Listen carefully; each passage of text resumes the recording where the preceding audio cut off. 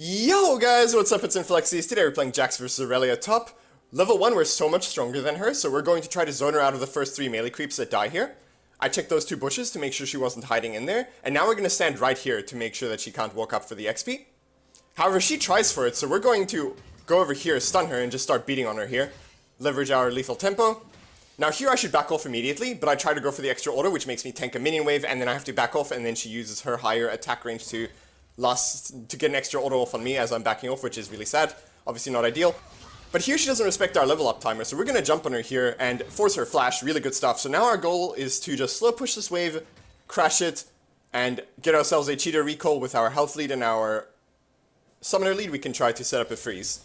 Here she's level 2. Now we have pretty similar health right now. We haven't used our potion and maybe we should. But we're just going to respect her here. If she lands her stun, it can get kind of awkward. So we're just going to slow push this wave here. However, here she uses her stun, so we're just going to jump on her here straight away. And now she's diveable. Now we want to try to crash this wave and try to dive her. However, she realizes and she immediately starts recalling. So what we're going to do now is we need to try to crash this wave before she can recall and TP back. And then we get a free reset here while forcing both of her summoners. Now I'm just going to walk back to lane here because there's no way I can contest her on the wave, right? She's going to be fully stacked. She's going to have a minion lead. So I'm perfectly willing to just get the full lane reset here. However, she pushes a bit too slowly. So she has no stacks here, she's right in front of our tower. So maybe we can set up a freeze here. Thin the wave, that's our main job right now. She goes to ward, so we get an opening to thin the wave. Now we're at level 4, and now maybe we can set something up. It's really awkward whenever you freeze the wave in front of your tower for Irelia, because it makes it really hard for her to stack well. And if she doesn't stack, then she's really a weak champion. Here we walk forward instead of auto-attacking her to secure dodging the stun. And if we dodge her stun here, we can just beat her down with our lethal tempo and passive. And really good. So now we can shove the wave here and get ourselves our reset.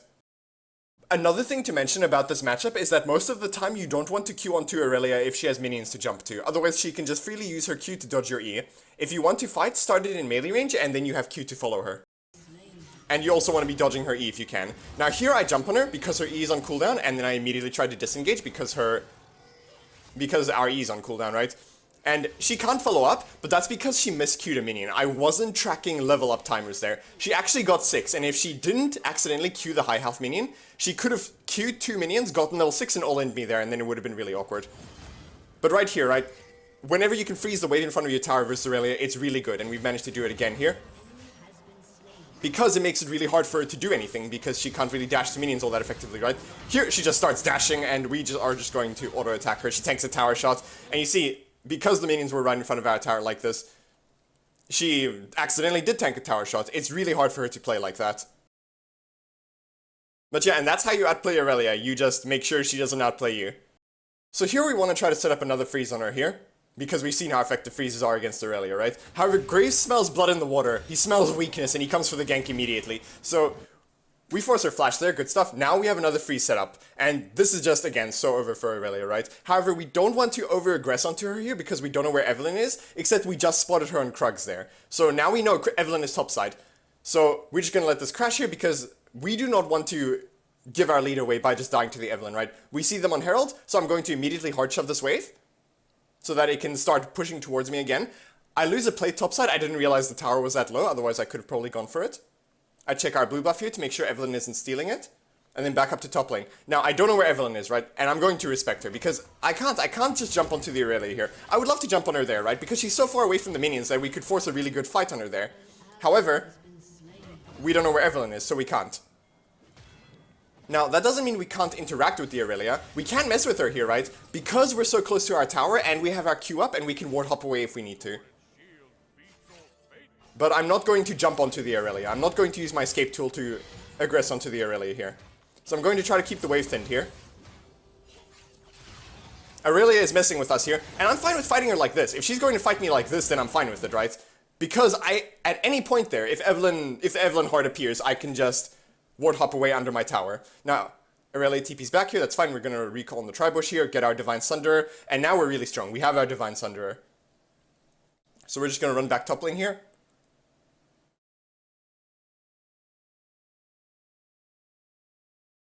And just start slow pushing the wave here. We see Evelynn's bot side, so maybe we can look for a play with our Graves. Our Graves is top side, so any trade we get on this Irelia is really good, because then maybe we can look for a dive. Graves is immediately looking for the dive, so that's fine. We can look for something here. I immediately start the tank here. She immediately queues all the minions, starts doing Irelia things. Drops down to 1 HP. Drops down to very much 1 HP. And she tries to queue onto the Graves, and Graves just shoots her in the face. So we get ourselves a plate there, and I'm immediately going to run away because I was scared of Evelynn, and here she is, right? You immediately have to start running towards your tower. You can't recall in a bush because Evelynn players are the most kill-hungry creatures that I've seen in this game, honestly. Unfortunately, we can't actually get the Evelynn because she just keeps turning invisible. And I don't want to jump onto the Evelynn too hard there because if she just ults me, I'm just going to instantly die, right? So back up to top lane here. I'm going to TP here because I don't want to lose minions.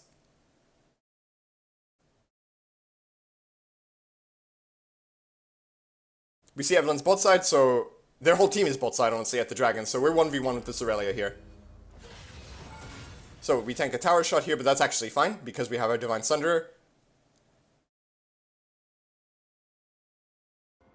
Now we're going to go down here, see if we can't spot something, and we find Evelynn. I try to steal the crab from her, but she manages to get it. I'm going to fight her here.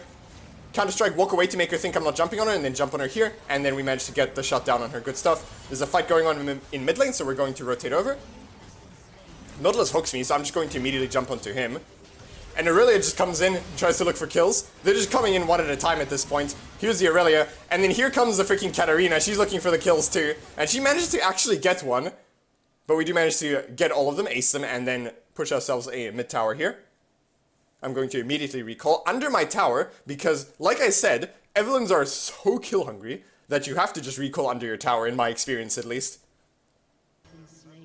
And I'm going to sit in this bush here, wait for an opening, walk over and just all in her pretty much. We have our Divine Sunderer, so we can just brutalize her here. Walk away to make her think I'm going to disengage, and then just jump on her immediately. So now we take our tower, push the top wave in so that it can crash. And now we have our Spear of Shojin. We are now huge, immediately going to run top lane again, because Katarina is pushing it out. And we do not want to lose this wave. We have TP if we need it. Fight going on mid lane, but we're not needed. Put a pink there because we have some time to work with before the wave gets here. So we don't actually lose time beating on the tower or anything for putting that deeper ward there. I wanted the red buff there, but Ophelio says he wants it, that's fine. We look for a play on the Irelia here. We land the stun. Start comboing her. And she ends up going down. Tries to outplay it, but you know, she's at this point way too far behind to do anything there. So I get a null magic mantle here, and then start working towards my Styrax, because I'm mostly scared of getting one-shot by Evelynn and Katarina. That's the main threat on their team, for me. Now we see them doing dragon, so I'm just going to TP in here immediately. Ideally I would have pushed out that wave first so that it could crash before I TP'd in, but that's fine. We go over here, we land the 3-man stun into Leona ultimate. At this point, the Samir and the Nautilus are done, so I'm just going to go onto the Evelynn here immediately, so that we can secure as many kills as possible. Now, my team has the dragon secured, so I'm immediately going to run down here. And Baron is probably secured as well, so I'm going to just keep pushing for the bot lane farm and the tower here. And you see, I could have gone up to dragon and helped the team there, but I got 800 gold from those minions and that tower bot lane, right? And I wouldn't have gotten that if I decided to help with the dragon and Baron that was secured anyway, right? Here, Irelia queues onto the cannon, and she immediately realizes her mistake and flash ults, but you know, we're just going to put her in the ground here anyway. There we go. Just stat checker at this point. And now I'm going to shove this wave and then immediately recall. Why do I immediately recall? Because I don't know where Evelynn is. I do not know where Evelynn is. And I am not interested in giving Evelynn a free 1,000 gold. Right? Because that's just going to make the game unnecessarily hard. Team manages to get Evelynn down bot lane though. So that's good stuff. The main person I'm scared of on their team is Evelynn. So I'm just playing around her pretty much. So we crash the wave here. We're pinging back. We don't want to keep pushing. So we're pinging our Aphelios here, but he just wants to keep fighting. He just wants to keep fighting. So, you know what? That's his prerogative. If he wants to, you know, if he wants to stay in their base until he gets sent back, then that's his call, right? So we're going to run straight top lane here again.